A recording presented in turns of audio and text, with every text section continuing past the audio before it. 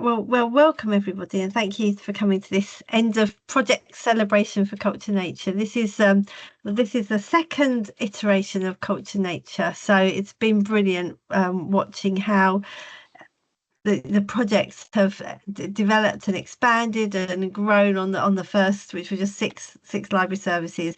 So it's really lovely to be here today to celebrate and to share some of the this is one of the sort of first bits of celebration and sharing of the project that we wanted to share with all of you before we share wider, really. So it's lovely to see you all today, and also welcome very much to Culture Nature Natural England colleagues, and to our evaluators as well. I can see Demelza's on the call. So it's lovely to have you all with us. I'm Sarah Mears. I'm the Programme Director for Libraries Connected, and I work with Emma. Watched the project from the beginning, and I'm really excited by it. We are recording today's webinar, so if you could just remember to keep your mics on rather when the speakers are speaking, that would be brilliant. But if you want to put your camera on, do feel free to do so. I think it's always really nice for speakers to see that they're speaking to actual people out there in the ether, so it's nice to have a few smiling faces when you're talking, I know. So yeah, feel free to put your cameras off if you want to, but obviously we are recording, and if you don't want your cameras on, that's also absolutely fine.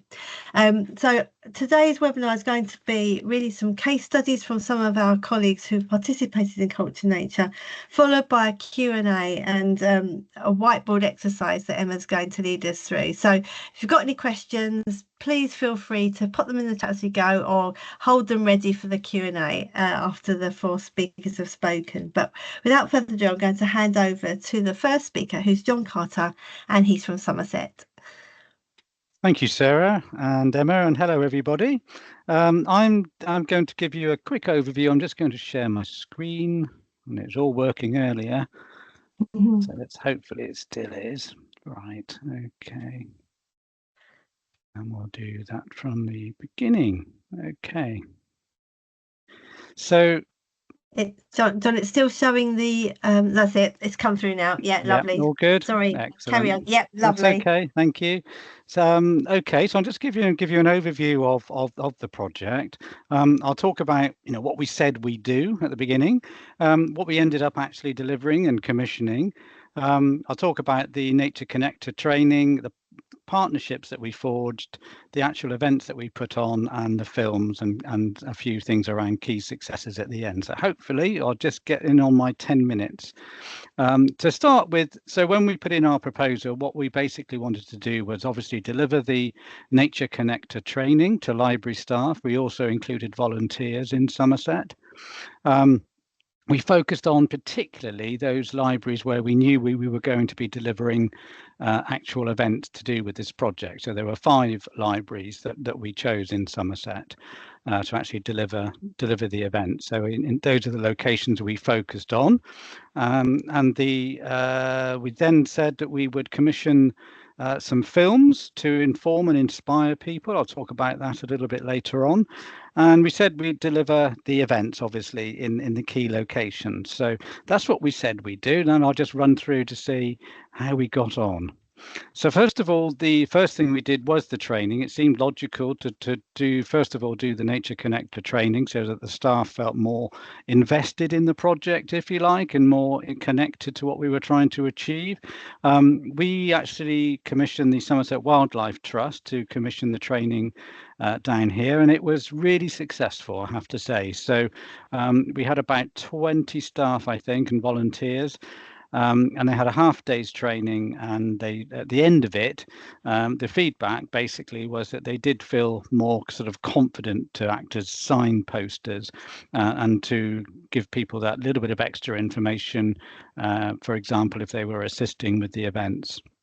But so there's a bit of legacy there, basically, because I think a lot of the training they got will now mean that they can inform people more reliably in terms of where to go, what to do, and how to connect with nature.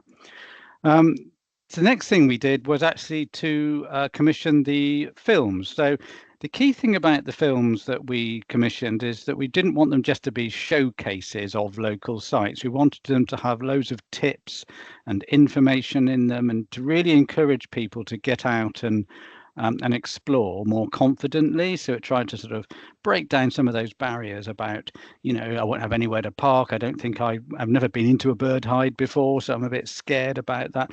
So we had people that would really give you that kind of on the ground information. And the great thing was that all of the films were actually presented by the nature partners that we engaged with.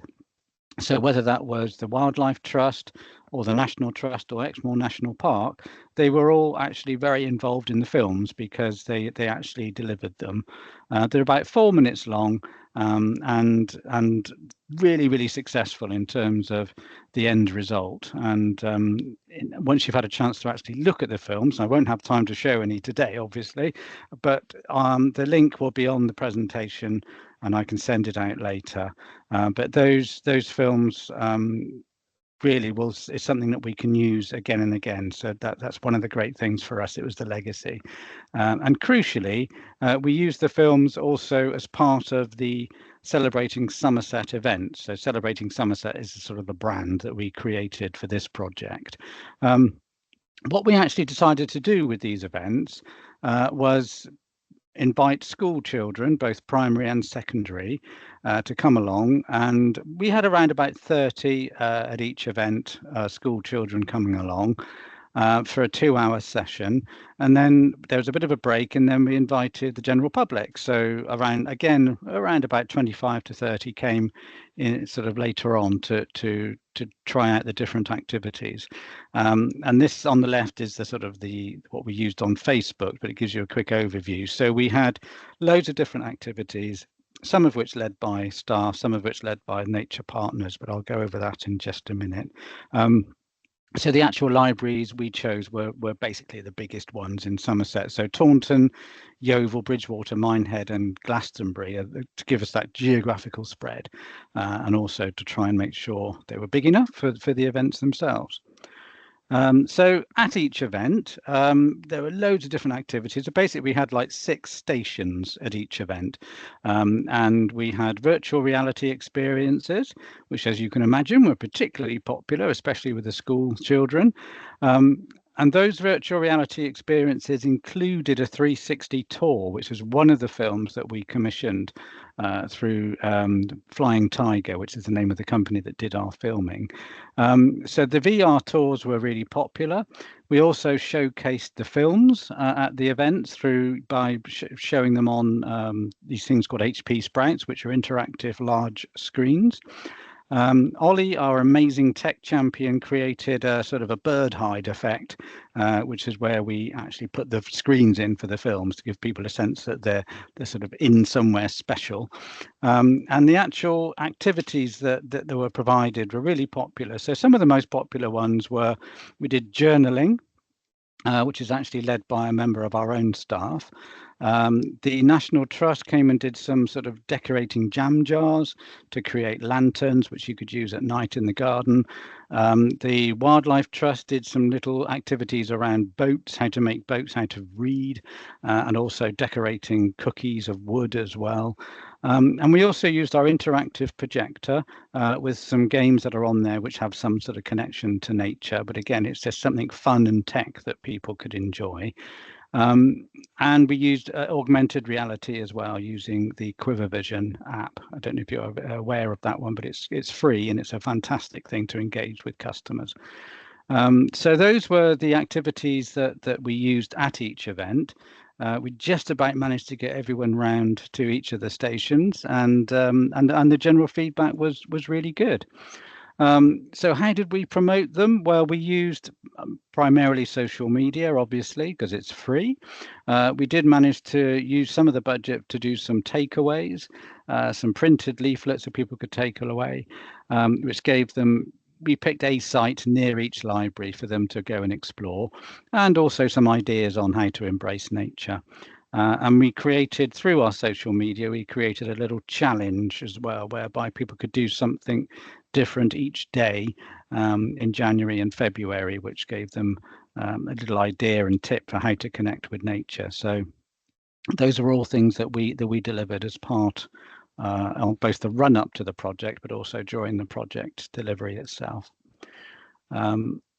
So the key successes, I would say, was we engaged with around 300 people at the different events. We definitely increased the interest in using library services, and even had an increase in membership from people who came along, which was fantastic. A really key one for us was it forged the partnerships with National Trust, Wildlife Trust, and Exmoor National Parks, and I think there's going to be some legacy there in terms of them being able to get more involved with libraries. The legacy of having the films was fantastic, so we can keep on sharing that, and will do, and so will the nature partners. There's going to be a direct link with the summer reading challenge, because actually the nature partners have expressed an interest in coming along and getting involved with that as well, which is great, and that's one of the legacy elements. And obviously as well, the training for nature connectors was a really successful part of the project. Some of the challenges, well, managing the events, we created a bit of a monster by having 5 different events with all the partners coming along and delivering. But we did just about manage it, but it did take a lot of work. I have to say the monitoring and evaluation isn't always that easy when you've got a busy event, and asking people to fill in evaluation forms, as we'll know, is always something of a challenge. So that was something we did find quite difficult.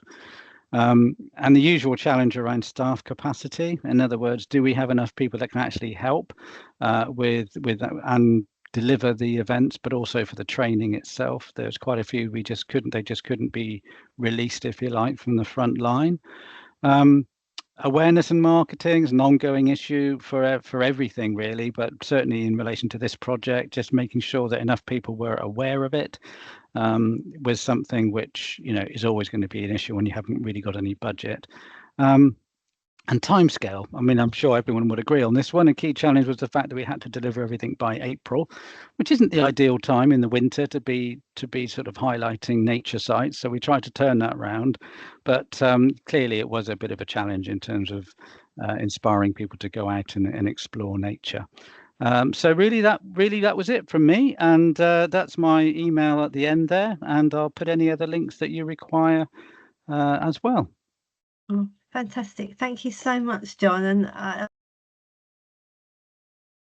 Oh, you're on mute, Sarah. Oh, Sarah, we just lost you. Sorry. Yeah, sorry. Suddenly went on to mute. But thank you so much, John. I just love that connection with the Summer Reading Challenge that's carrying on, and all those partnerships that feel like they're so positive. So yeah, thank you so much for sharing that, and for being really keeping to time as well. So thank you. I'm going to move us straight on now to the next speaker, who's Sarah Brillin from Stockport, who's going to tell us about her project. So thank you, Sarah.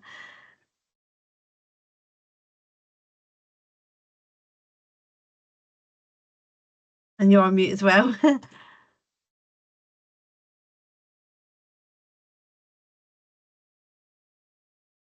There we go. Can you see, am I still sharing, and can you hear me? Yes. Yes. Okay, great. I am Sarah Brylan. I'm from Stockport Libraries, and I'm a project manager for children's work in the borough.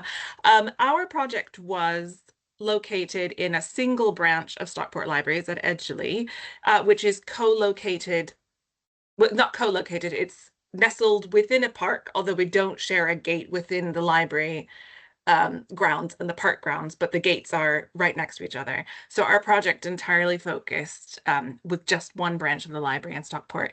And our project was to create a story walk throughout the park.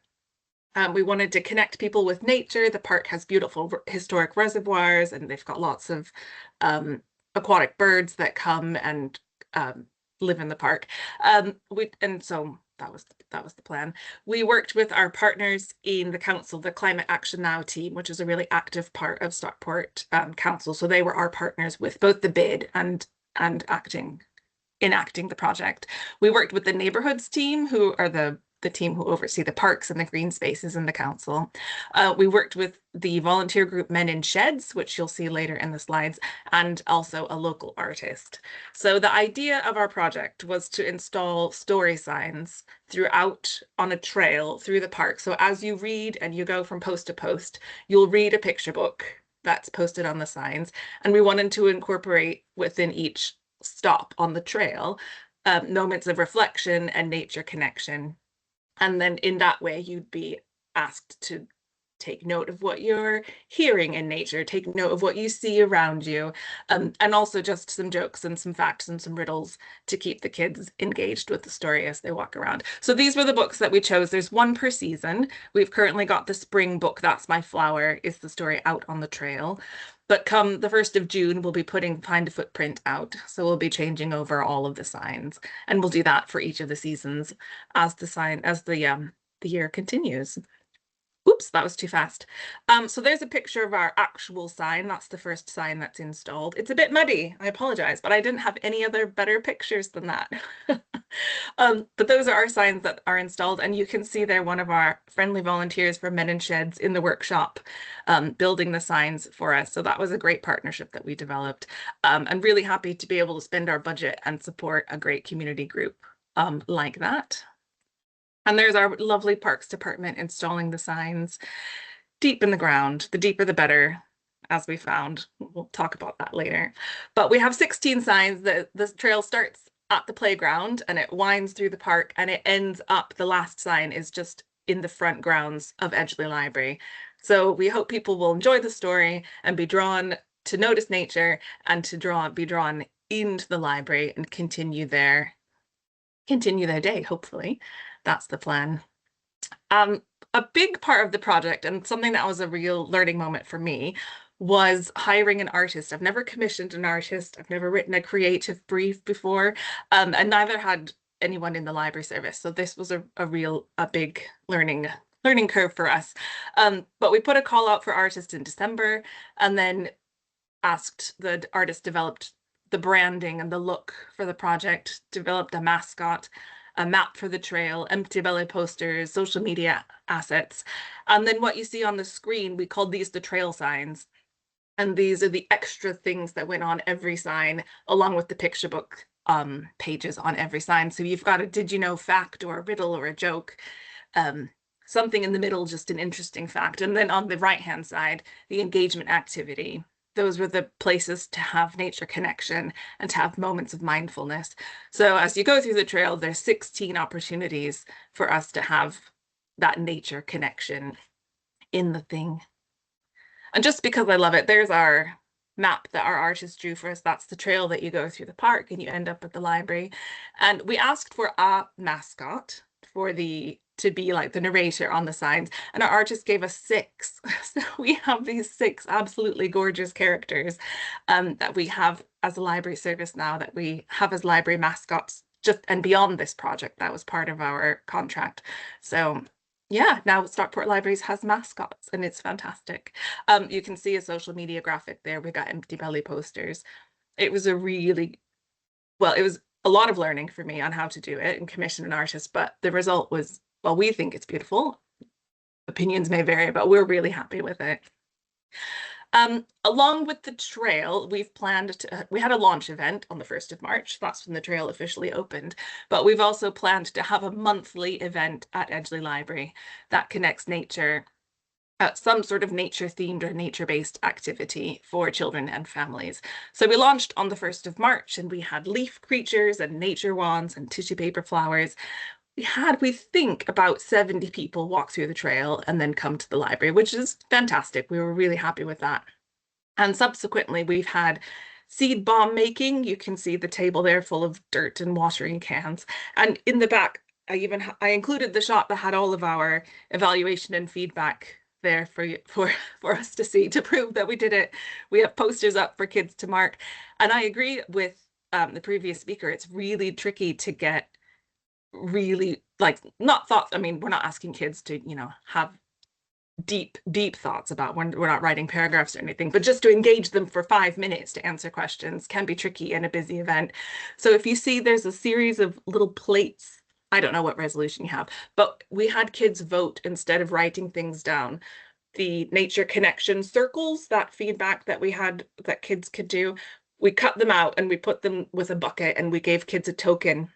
So they just went to the bucket that they thought was their answer and voted with their tokens. They were the old wooden summer reading challenge medals left over from last year. So they were eco and we were reusing them. I thought that was good.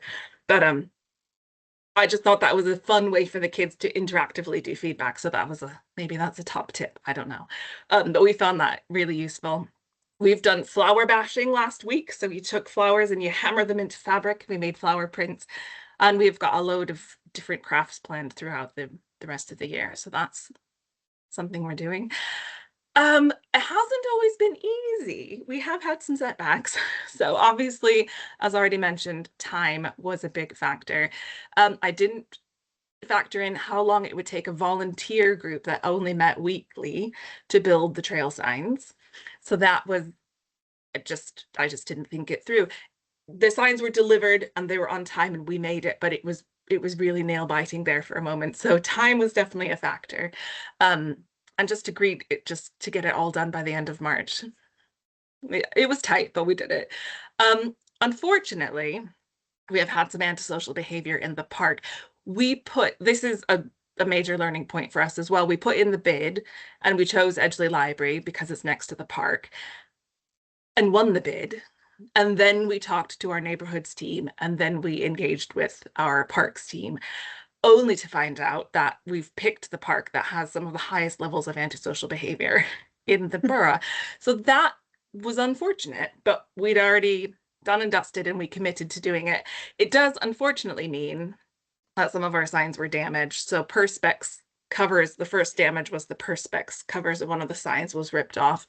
It was the sign next to the skate park, and the signs were attached with hex bolts, which I figured every kid with a skateboard probably has an Allen key in their pocket, and it was just really tempting to unscrew the hex bolts with the Allen key in your pocket if you're so inclined. But unfortunately, after that, some of the signs were ripped up from the ground and some of the signs were broken. So that has been really disheartening. It didn't last 2 weeks before the first sign was ripped out of the ground. But we've gone back. Our Men in Sheds has built some more. We're going to reinstall them this time with more concrete and with more secure footings underground. But our library management team is very supportive that we're going to try again, and we're going to keep pushing back and showing that we can have nice things. We're not going to let them win. So we'll see if we have better luck next time, I guess, is the thing. That was it. That was everything I had to say. Wonderful. Possibly Thank you, there will be questions. That's brilliant. Yeah, do stick any questions for Sarah in there, and what great resilience. Keep going, Sarah. I think people deserve nice things, and we need to make that message clear. And as somebody said in the chat, hooray for Men in Sheds! What a brilliant partnership. And as a children's librarian at heart, I love the story trail idea. I think it's brilliant. And I remember when we were looking at all the bids, I remember seeing that, and it's just amazing for all of these, it's amazing to see them actually come to real life rather than just be words on a piece of paper. So thank you. And I'm going to rush us through now to Joe McQuaid from Doncaster, the other side of the Pennines. So Joe, Hi. over to you. Okay, I'll just get my screen going.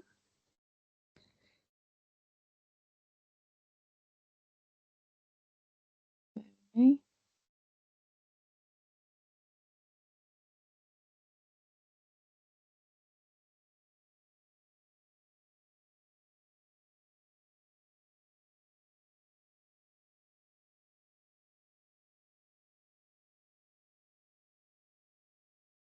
There we go. It should be coming through to you.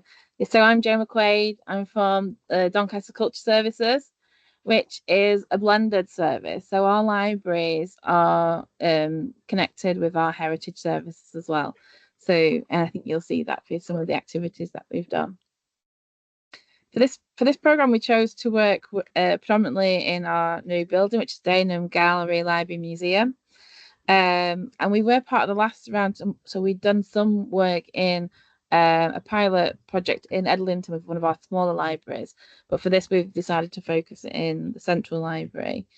So the new build was created in 2019, and I'll stay on that slide for a bit. And there was this gorgeous garden. It was very, very corporate, very, landscaped, very low maintenance. That's probably the key point. And we found that people just weren't using it. People weren't taking ownership of it. They weren't apart from the summertime, you might get a few families nipping out there. But that was it. We've recently, before the programme, recruited a few volunteers to help manage the garden. But I must say that it was a little bit boring for them. It was literally doing some weeding. There was no fun stuff.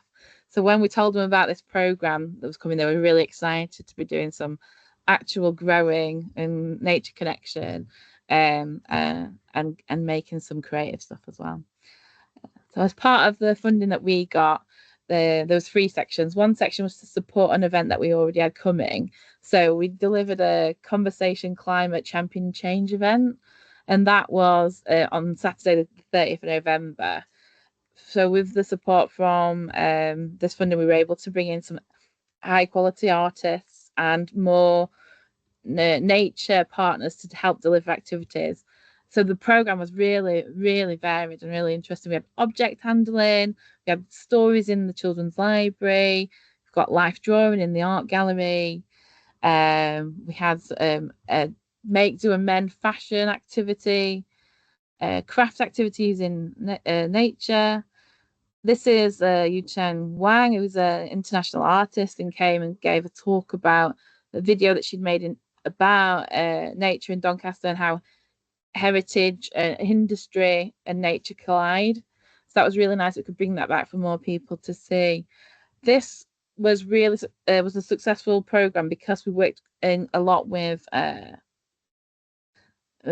River Catchment Trust in our area.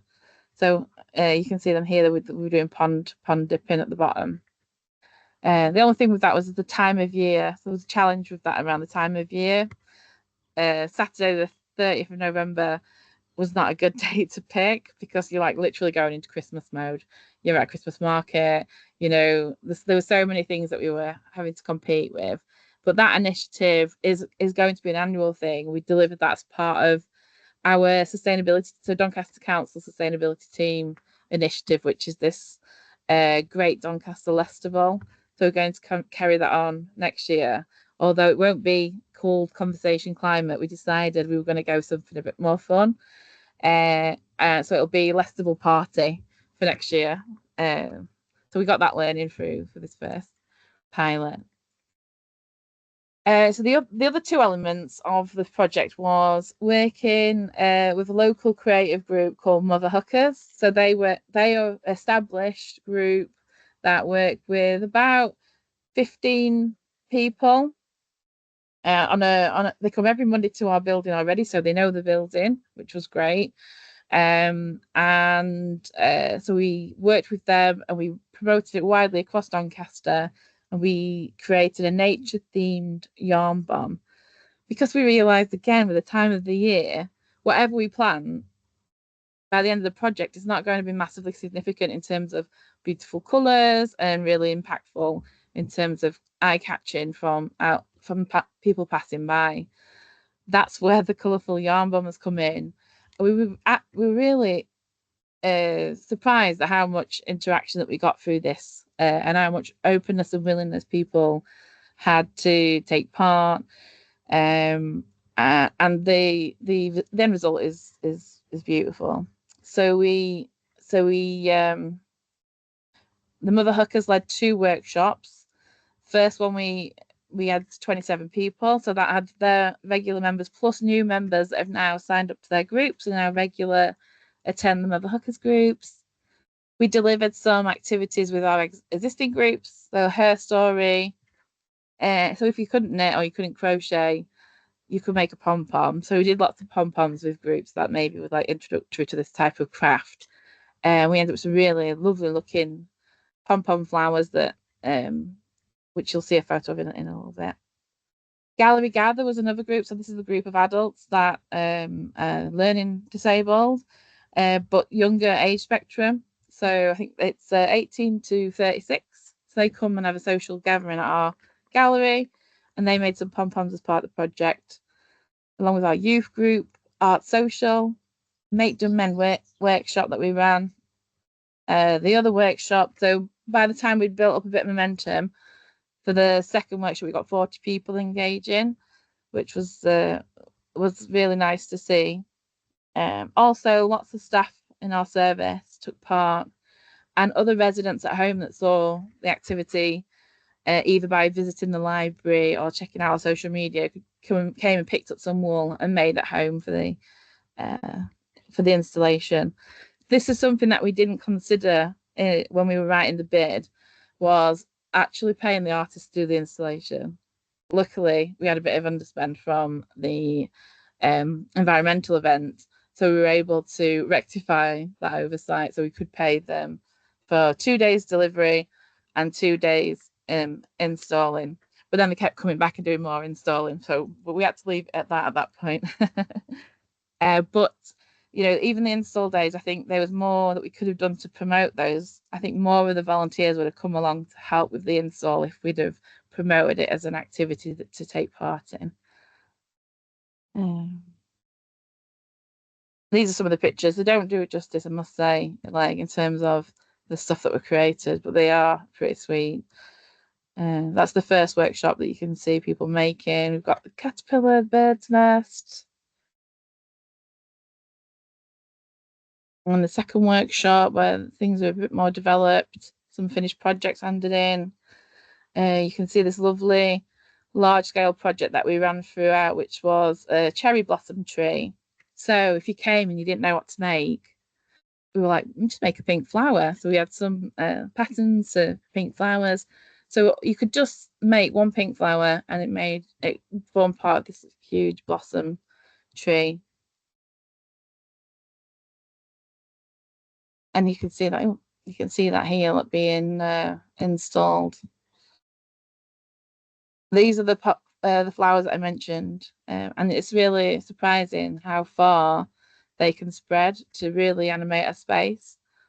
So we ended up actually, can't see in the photo very well, but they're all lined all the way around the edge as well. Yeah, and it didn't cost a lot of money to do that. And some more examples of the creations that was made. Oops. Oh, that's not in the right place.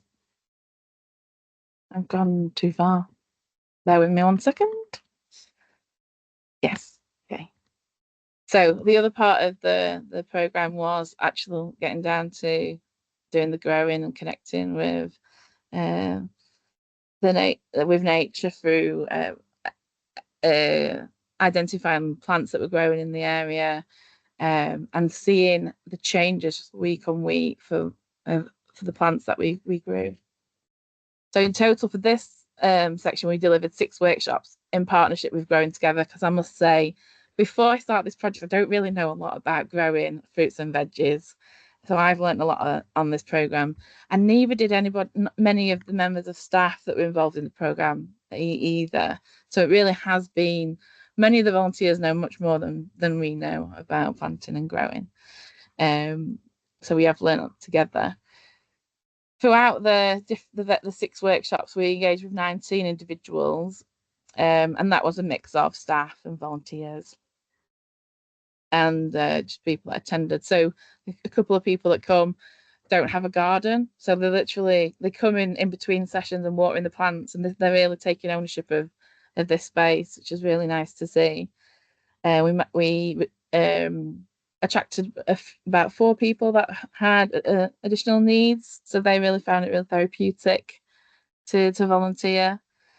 This is an example of the bespoke planter. So you can see really in the background there's not a lot happening in the garden, but it was really very basic. And already with the planters, we've got this new space for growing, but it still looks a bit bleak. So after the first session where we were setting up the garden, we've got some planters in. Everything that was going into the planters was edible. So we knew that when we get onto some cooking sessions later, that we know that we're eating things that are safe. And it was really nice to see that age variation of young people and old people coming and taking part. One of the workshops that we had was all about bugs and what was living in the area. So the activity linked to that session was making a bug hotel, a mini bug hotel for the garden, but also little bug houses to take home. And we tried, where possible, to have that takeaway activity. We had quite in-depth conversations about food, and talking about what we wanted to grow. So you can see the seeds, and we were planning where we were going to put them, what we wanted to grow, what we were going to do with them. So like some pickling activities and more cooking ideas based on the things that we want, that we eat and that we would find useful. So it was very like led by the group, what's gone into the garden. That's us preparing the potatoes. There's a lovely sensory session where we made these hanging chimes using upcycled cutlery, which was really sweet. And we also installed a composter, which we didn't have before. There's some volunteers celebrating their hard work. And we also worked with the Yorkshire Wildlife Trust, which are partners that we've worked with for several years now. And they came in again with the Galvey Gather group, and we had a campfire, we made hot chocolate, and we talked a lot about local nature. And they got to have a look at some of our taxidermy that we've got in the handling collection. They really enjoyed that session and they'd like more. So that's a bit of an overview of everything that we've done. Some of the challenges was a lot of the staff members said that they'd take part, and whilst they have at various stages, I think now the project's finished, just getting that commitment solidified a bit more. I'm still in the process of making sure that happens. The time of year was also a challenge. You know, we've got the frost, so there's some things that we planted that we couldn't put out because of the frost and the weather. There were some rainy days where we were inside more than we'd like to be. I've put learning as a challenge because I think I expected once we'd had these workshops to be an expert in community gardening. And now we do really miss Amy, who used to come and deliver the sessions. So the challenge is now for me to try and find more funding to bring Amy in, maybe on a monthly basis, so that we have a few weeks doing our own thing and she comes in and makes sure, you know, we're not killing everything. So that's the challenge that we've got with Amy. Luckily, we have just unlocked a little bit of funding to create a seed library. So there'll be a seed library in the garden, and Amy's going to come back and help us with that and have a seed swap event to launch that next month. So quite excited about that. But the main thing I wanted to share about the legacy of this program is that it's totally transformed the way that people use that space. And I think even the way that they view the building. People didn't use that area, but now they are. We've got even staff members are out having lunch. People are ringing up and saying, is the yarn garden still there? Because we want to come and see it. And then they come in and having visits to visit the yarn garden. I highly recommend, if you've got a bit of grass, to do some growing and some yarn bomb, because it's a really tangible project that brings so much joy. And we hope that it carries on, and we hope that we can have another yarn bomb with Mother Hookers in the future. Well, thank you, Jo. That's amazing. And gosh, what a lot you've packed into that. So thanks so much for amazing and lovely photographs as well. It really brought it to life, and it's lovely to see that garden being used. I'm going to move us on because I'm very conscious of time, and I know we want some time at the end for the Q&A. So last but not least is Sarah Smith from Brent Libraries. Sarah, you're on mute.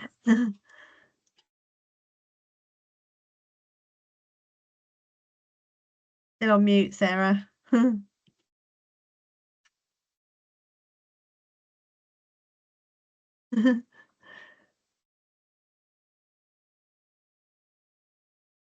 Okay, I think I'm good now. Yeah. Right, take two.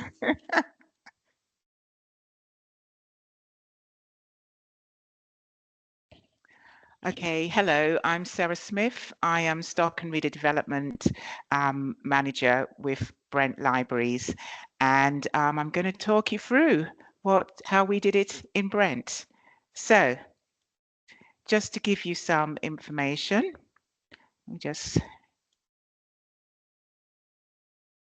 okay, so we ran our project in one library, Ealing Road Library. Sarah, sorry, there's supposed to be some slides.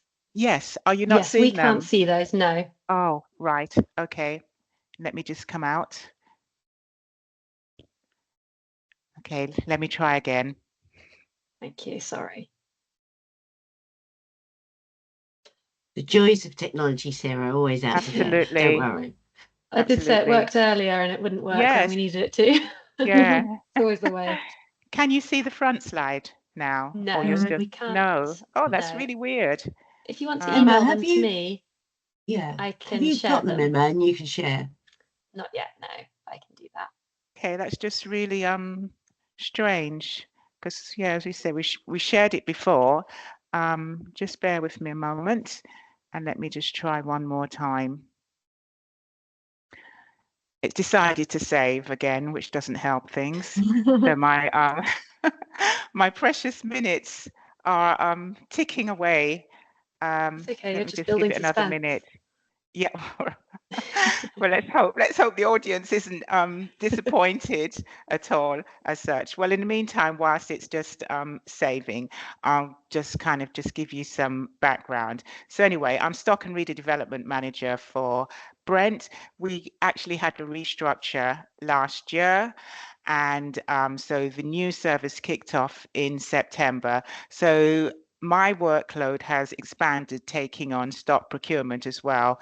And when I'm talking about this project, I will just sort of say a little bit about how that impacted. My previous role was Libraries Development Manager, which, although very busy, gave me a little bit more time. But when you have stock procurement included in your portfolio, time is, yes, very, very precious.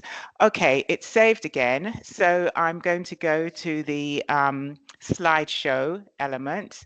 Let me try that again. You might need to share off of Teams first. Yeah, okay, so let me go back here, share, yeah.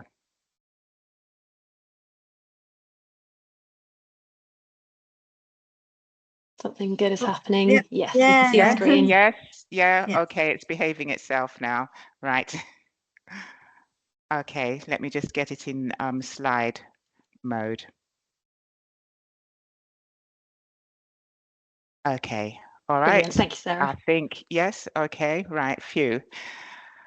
So a walk on the wild side, looking at how we delivered in Brent.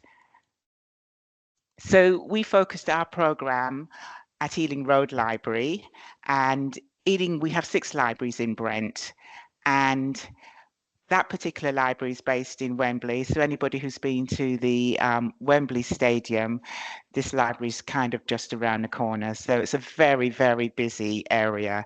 It's very urban, lots of traffic and shops. Great diversity. So we have over 160 languages spoken. And this is the one of, we have 6 libraries, but of that, 2 libraries have gardens. So Ealing Road Library is one of those that has a garden. And really, the aim of this particular project in terms of applying for funding was to look at how we could really develop the garden, create awareness in terms of appreciation for the green world, thinking about wildlife, but also really trying to encourage the community to use the garden. The library itself is very much seen as, you could say, a second room in your house, because the library is surrounded by council buildings, high-rise council buildings. So we generally tend to find that when we are doing activities in the library, it's very busy because children and families flock in and want to participate in whatever is on offer. And I think it's because the library offers a separate space for them, and it's constantly available. We're open 7 days a week. And so it's just a very busy thoroughfare, which is really great. So what we wanted to do, as mentioned, is we wanted to develop the garden. So you can see a little bit of it there, where we have started growing plants. We wanted to include vegetables as well. We wanted to build bird boxes. So if you look above the railing, you can see a bird box there. We have a local hotel, and it houses a huge number of refugees, and we really wanted to engage the refugees as well in terms of a place for them to come and feel safe, but also in terms of health and well-being, so thinking about trauma. And if you think about just being in a room for the whole day with your kids, you just need somewhere else to go, and somewhere where you can feel safe, but where you can engage in an activity. Another way that we were thinking of is that in terms of trying to get that engagement from the local community, we wanted to have ongoing pictorial displays. So basically seeing the garden through the seasons using photographs. So hoping that that will garner more interest, but also encouraging the local community to go out and use the garden and get involved in actually helping to maintain it as well. We would also continue with green stock displays, so having, constantly refreshed book displays. We have actually, even before we applied for this project, we've had gardening workshops, and those have been well established in a number of libraries. I've mentioned the importance of health and well-being, and particularly with this library, we wanted to provide a safe haven for women, children, families, refugees, and people living with dementia.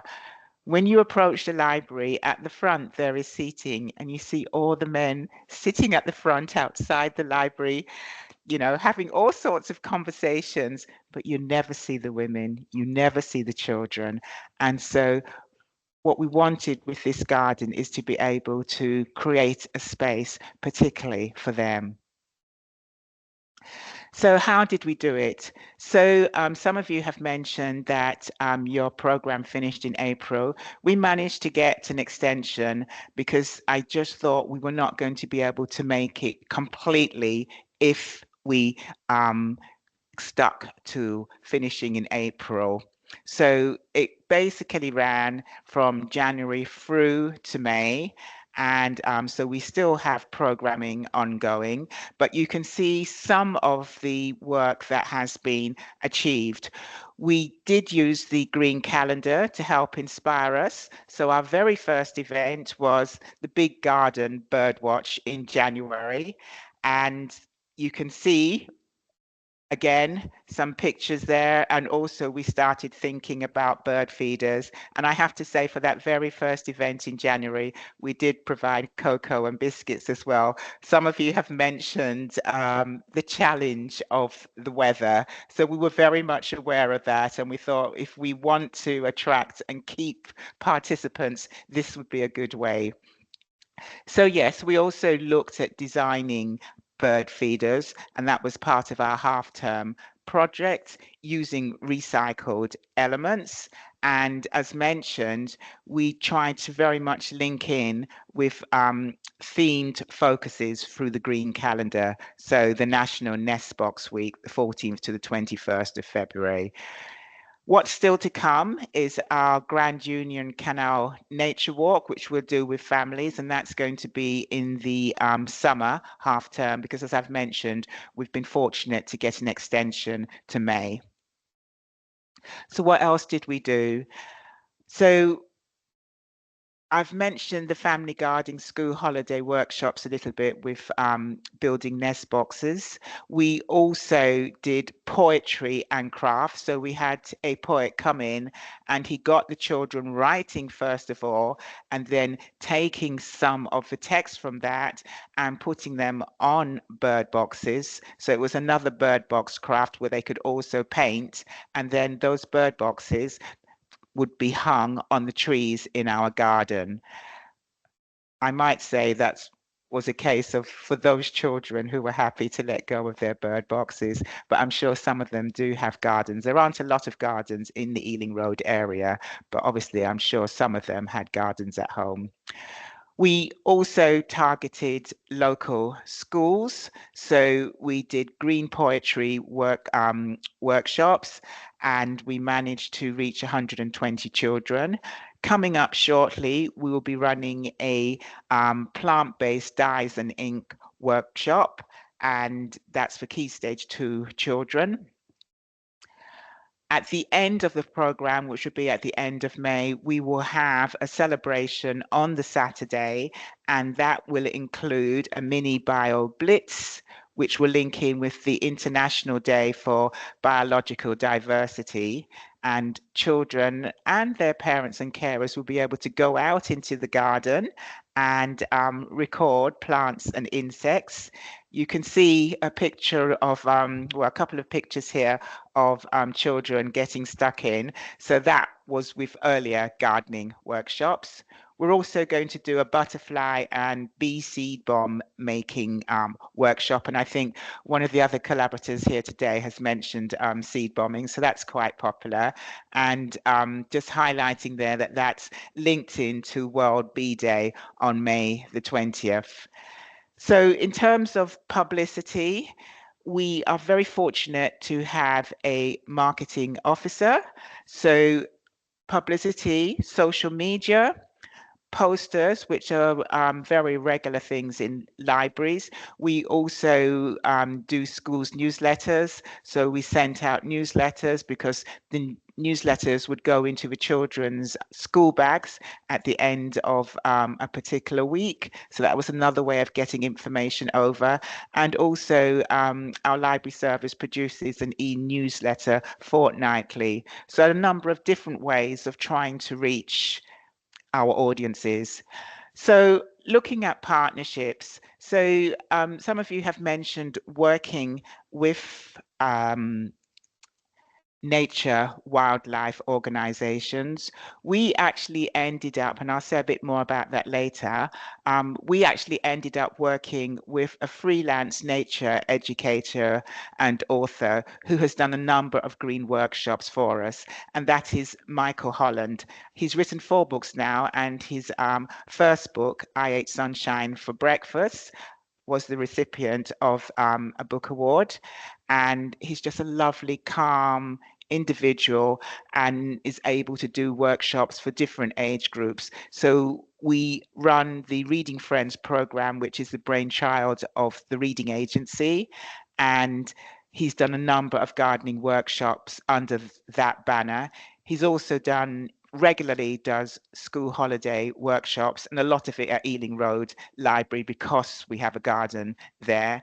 And Hi Sarah, can I just ask you to just kind of whiz through a little bit, very just so quickly. that so that we've got a bit of time for Q&A at the end. Sure, Sorry, I sure, don't want to sure. stop you in full flow. No, 'cause no, it's no, really no, that's interesting. fine. Yeah. Okay, so we also had a STEAM educator and curator, Daryl Stenville Wells, and together they delivered the training for us. Challenges, I just mentioned before, the targeted wildlife trusts that we identified, they were just so slow and not working within the timeframes that we had to work with. I had to kind of say no to them, but I was so glad that we were able to use facilitators that we've used before. Staffing capacity, as some have mentioned, yes, we had a big problem with commitment to that simply because of timetables and reduced staffing. Also, given my larger brief now, it was quite challenging trying to manage the program overall and meet everything that we wanted to do in terms of aims and objectives. And finally, just keeping the garden going, which is what we want to do. And evaluation is always difficult because people just get so bored with evaluation. But great to work with wonderful facilitators, and I just thought I would just show you that picture at the end. That's our new composting bin, and I am very pleased and happy about that. It looks a bit different. I didn't even recognize it when I saw it first of all. So the future, we're going to be doing a big green week, part of Universal Offers, and it will be tying into other programming throughout the year. Thank you. Oh, thanks, Sarah. I'll just hand you over quickly to Emma and Cordelia, but thank you so much, Sarah. It was a brilliant. Oh, it's just amazing to hear all of those projects. Thank you so much for sharing them. and sort of seeing them come to life. I think, like Sarah said, seeing it on the application form is a little bit different, isn't it? And seeing them sort of towards the end now is just brilliant. We've got 5 minutes left, but there is one really big and good question in the chat from Amber at Natural England, and it's around the sustainability and the legacy of these projects. And I don't necessarily know if we'll be able to answer that right now, but what I have done, and I'm hoping will help with this, is I have created a whiteboard. And we can sort of look at this after this call as well and sort of continue to add to it, because it will be really helpful in sort of collating some of these ideas that we've already discussed. And I have added Amber's question onto the bottom there. So thank you for raising that, Amber. It is something that I asked of the project participants the other week, and I got some really good feedback. So I'll be able to send you some of that information as well, which might be really helpful. But it's also great to note your sort of reason for asking as well, is that you'd like to know how you can support those. So in your area, obviously, but I'm sure that would be the same for your sort of colleagues around the country. So hopefully that whiteboard is sort of sharing for everybody. And I did start to note down some of the bigger challenges that were mentioned in some of the presentations. But it'd be really great if we could start to collate some of this information to possibly look into the future. And also it can sort of come together with the evaluation and with the reports that I've been writing. So I can see people are already starting to write some really good stuff there. I didn't want to fill in the other 2 sections because obviously it came through in your presentations, but I wanted it in your own words as well. So anything else you have to add on there from all different perspectives, whether it's Natural England colleagues, the steering group, people that have been helping us on the project, or from the library participants, would be amazing. And if anybody else has any questions for our speakers, then please speak up now or put it in the chat. On the whole, the chat is just full of compliments, basically. So yeah, it's just really great to hear all of those amazing projects. I'm just going to scroll through once more to make sure we don't have any other questions in there. But there's a question for Sarah. Oh, sorry. Where's that? Sorry, Sarah, if you've got that up. Brilliant. Question for Sarah Smith. Yes. So this is from Chandra. So you mentioned creating pictorial displays at the library garden to further encourage people to visit it. Are these displays in the libraries or on social media or somewhere else, or possibly all of the above? It's in the library. So we have a display board up and we take photographs and we attach it to, January, February, March, so that the local community can come in and see how the garden is developing and growing. And the hope is that it will create more interest and engagement. Brilliant, I hope that's answered the question. Yeah, I think so. Chandra, if that hasn't answered the question, let us know, but that seems like it did to me. Yes, good, thank you.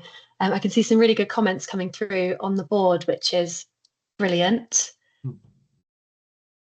If you, I don't know if anyone's having trouble seeing the board, but I will share the link afterwards as well. I don't know, Cordelia, whether you've managed to open it yet. It might be internet issues. Yeah, I can see. Oh, you have? Oh, brilliant. It's got names buzzing all over it. While everyone is looking at the whiteboard and considering if they've got any other questions, I just wanted to really round up what I've been sitting here nearly with tears in my eyes.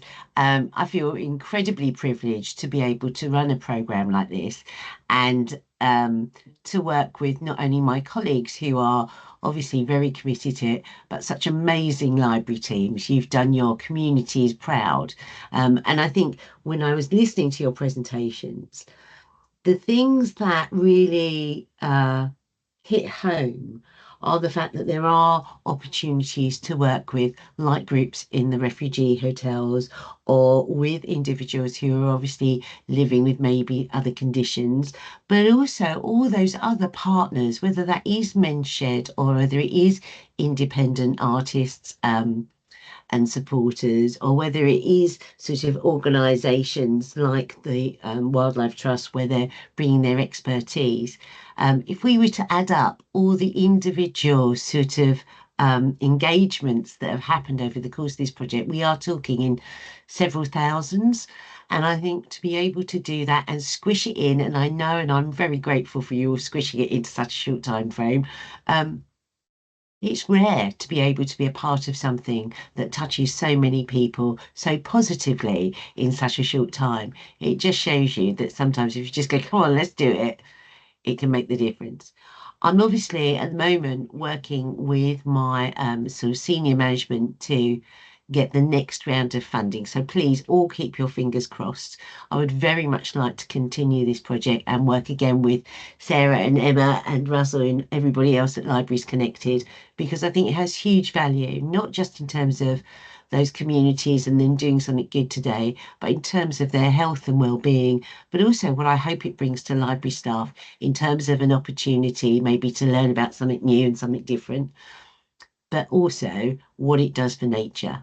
When you consider the bees, butterflies, other bugs, birds, etc., that have come into your library gardens or you've seen out on your walks, those things connect with our bigger and you know, most valuable nature sites across the country. Our protected sites are under huge pressure, and the more we can do to help our communities have an understanding of their value and what they do for them, then the better life will be for everybody. So by all means, please carry on, because you're writing great stuff on that whiteboard. Love it. But it's been a really fantastic project to be a part of. And I just want to say on behalf of Sarah and I, a big thank you to Emma.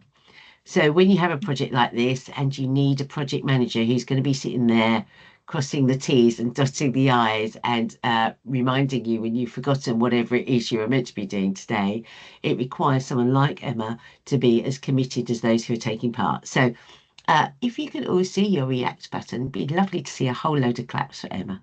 Thank you very much. Oh, thank you, Cordelia. Yeah, it was actually the first project that I've helped manage with Libraries Connected, and obviously really lucky that it's been such a good one. So lots of lessons learned from my point of view, amazing people that have helped me along the way. So hopefully, yeah, the next one will be even more efficient and impressive and tear-jerking, fingers crossed. So thank you, Cordelia. Thank you, everybody. Brilliant webinar. Please continue to fill in the whiteboard, and I will send the link out along with the recording and the slides if I'm able to get those off the speakers. So thank you for joining us. That was brilliant. Take care, everyone. Hope to speak to you again. Thank you so much. Thank you. Bye-bye. Bye. Bye. Thank you. Bye.